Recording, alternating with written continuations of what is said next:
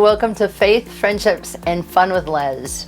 And you guessed it, we're back in the kitchen because that's where a lot of fun happens. It actually is crazy how often people meet. They're coming over to visit you, and yeah, you might be serving them some food, but you sit in the kitchen, you talk from the kitchen, and it's just fun in the kitchen. And today we are creating something, and it's butternut squash bread. So it's something that I have made once in a while, but I just thought it was really neat because I don't think very many people do it, because of course you can have zucchini bread and you can have banana. But anyways, what I've done is just baked this butternut squash. Last time I actually made this, last few times, it's been with butter cup, because that's more of my favorite. I don't have butternut on hand very often, but that's actually what the recipe calls for. So we are just scooping that right out of there, trying not to put any of the little skinny, yucky stuff in there. How long did you bake the squash? Squash. Oh, I put my squash in the oven, just as a cut it in half, upside down once I pull the seeds.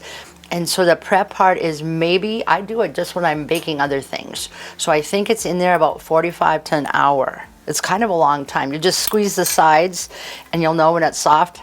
You've got yourself a squash that's ready to bake with. And of course you can have, I try to do that actually, and what I've gifted is that it is in the winter season and I still have squash from a garden, because I keep it in a real cold, low, light place. So that's what I'm actually using, squash right from the garden. So here I've got 1 cup, and it's basically just puree, right? So that's what my starter kit is right there. Look at that clean cup too. It's perfect. 1 cup is going to go into that. Now my recipe calls for 2 eggs, and I'm not sure, I have done this with y'all before, but 2 eggs is really this little applesauce equivalent. It's about, I think it's a 1/3 cup or a 1/4 cup for 1 egg.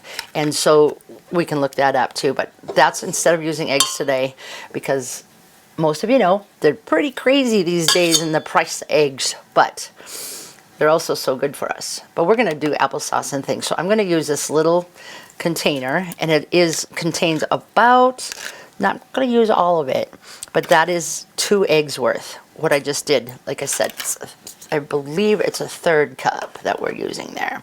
So I've got, instead of the eggs, I've got that in there. I'm going to take a 1/2 cup of brown sugar, and I'm not really a big thorough, I forgot to put bread in my brown sugar, but this always comes in handy so you can use a little muscles and work that core out of the deal. So there it is, a 1/2 cup brown sugar. The recipe calls for 1 whole cup of white sugar. So I scantily use my sugar these days. I try to cut back a little bit. I don't completely believe everything that people tell me about sugar, but anyways, nearly a cup of white sugar just went in there.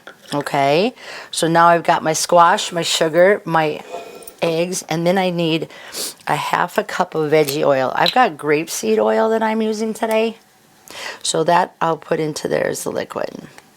So there, I've got that, just about. And you can use any kind of veggie, canola, corn, whatever you use. It's just going to be some oil, basically. They want to see that in there. So now, here we've got that. We're going to take, generally speaking, I just do it old-fashioned by hand, but we're just quickening it up here, and I just kind of do like this whole machine these days. So here I am buzzing for a few minutes. So meanwhile, I'm going to get myself a cup over here, and we're going to take a cup and 3/4. Sometimes you may notice that in my cooking, I always have these big old jars. It's just so much fun, I think.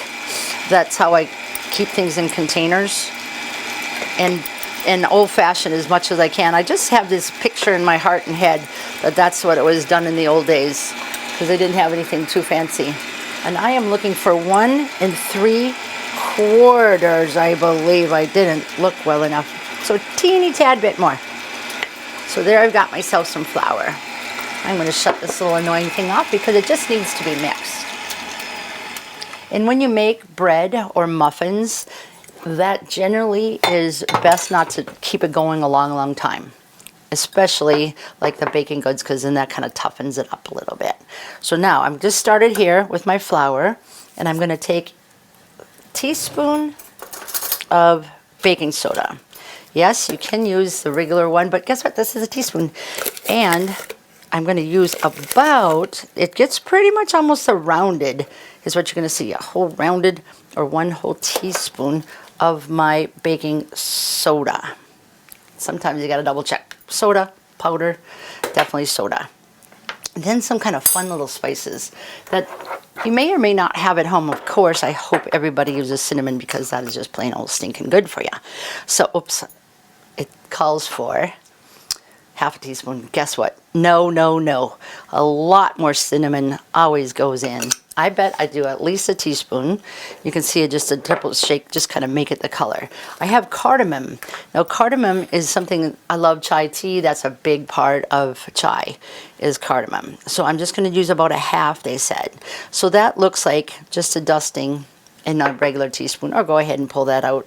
You got that, and then you also got nutmeg in there. And so I'm going to use that in about the same amount. So you've got, oh, you know what? I told a story.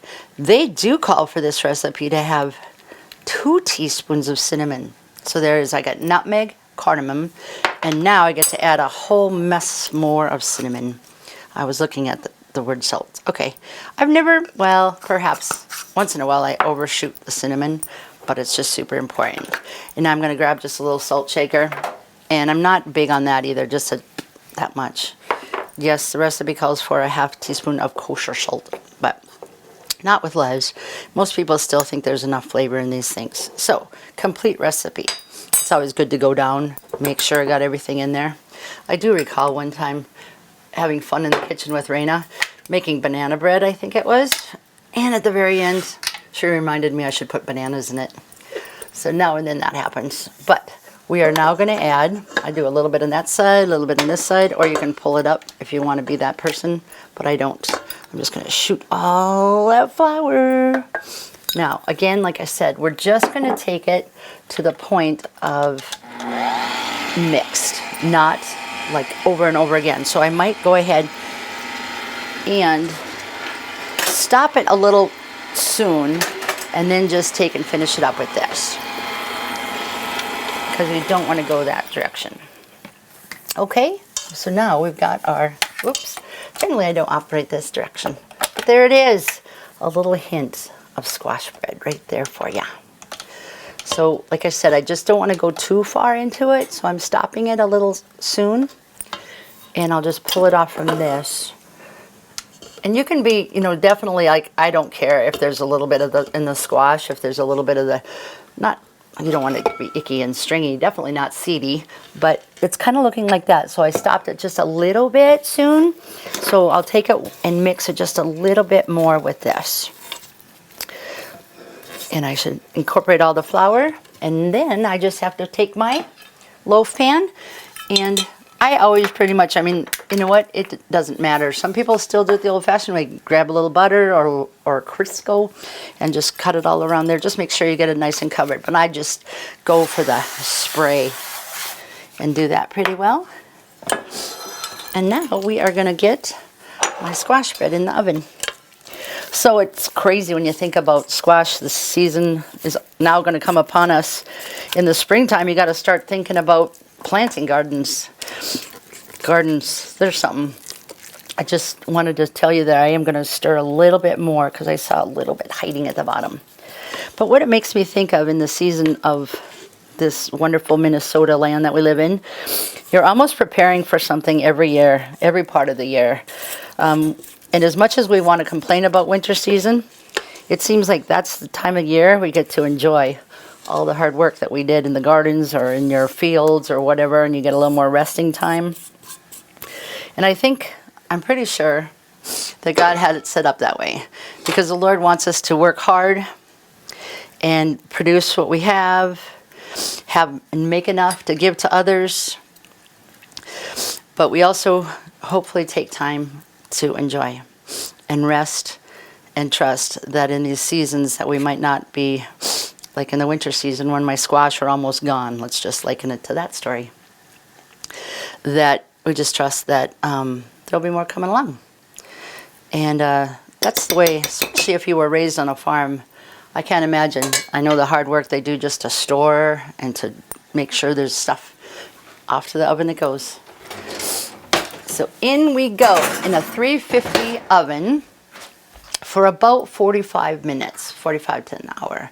And we'll be checking on that soon. But to finish my thought, I just was going to say in the farming, I hope that all that listen to this take time to thank somebody that's a farmer, because they've done a lot of work.